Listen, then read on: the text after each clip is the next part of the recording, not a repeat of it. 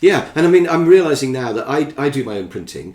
I could get printing done by somebody else. Yeah. And the reason I don't is because I quite often change what I want printed. Yeah. So I would say to a trainer, if you're going to run the same course forever, get 1,000 copies printed of your handouts. Yeah. But it changes all the time. Yeah. And we keep coming back to this thing about being able to change quickly, don't we? Yeah. And also, I want to be able to easily improve my course. And if I've got 1,000 printed, I'm going to be locked into doing a course that I know is suboptimal. So that's why I do my own printing. But I don't go as far as making my own paper or building my own printers. I buy that in because that wouldn't be good use of my time.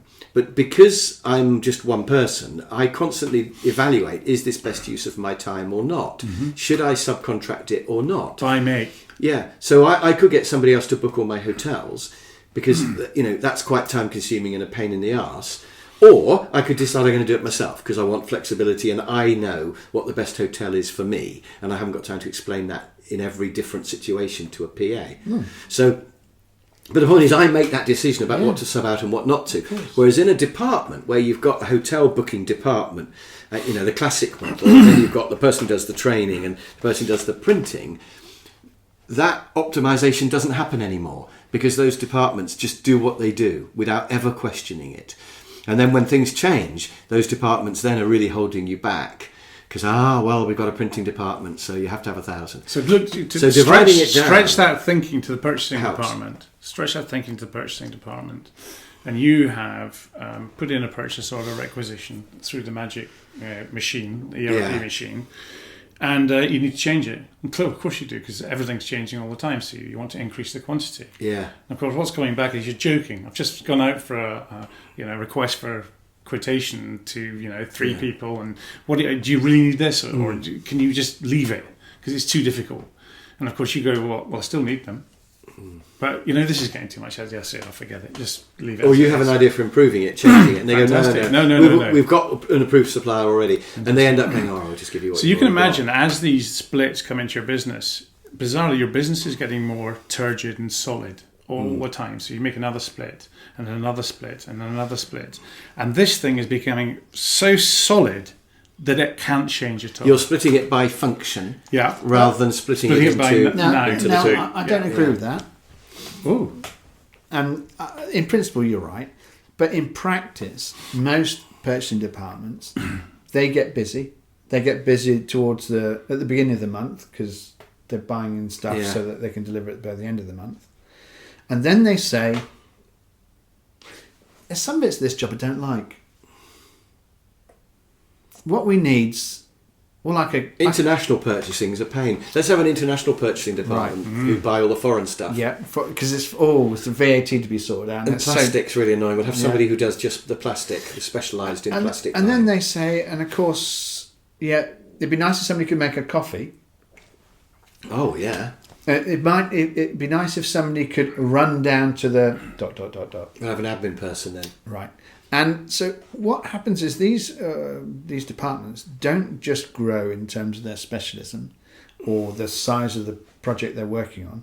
They grow in all sorts of bizarre ways where people would hive off a part of a job they just don't like.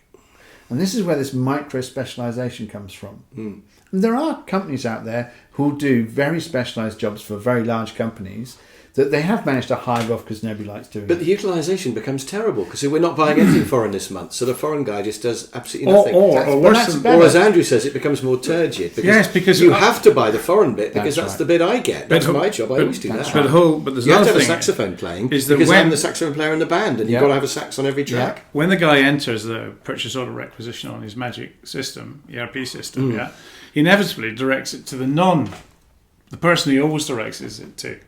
And of course, now there's been a split, it's directed in the wrong way. So the person at the other end in the RPE machine says, no, you have to direct this to international purchases and sends it straight back to you. Yeah. If you don't, you've got then to set up this whole system. Who do I send it to? Who do I send it to? This is, and then you eventually, after some period of time, realise you have to send it to Johnny over here. It's what I've been living with for years in the companies I've worked. Exactly. Absolutely. We all know it's there. Well, there was a thing at Poole Hospital where they had 3 when you wrote on it, the carbon paper thing, there were 3 Replicate, copies. yeah. Yeah, and they used to send a pink copy up to the 4th floor. Mm-hmm. And there used to be a reason why they used to send a copy, but that reason had gone. But they still were doing 3 copies. And all these pink ones were going to the 4th floor, and the 4th floor were just filing them because they thought, well, they're sending them for a reason. There must be a reason why they send these. And they were just filing them. And there was no reason at all. Nobody wanted the pink copy. But nobody had said, hang on a minute. Of course, you can have somebody's full-time job looking at process analysis. So that's another layer you can add.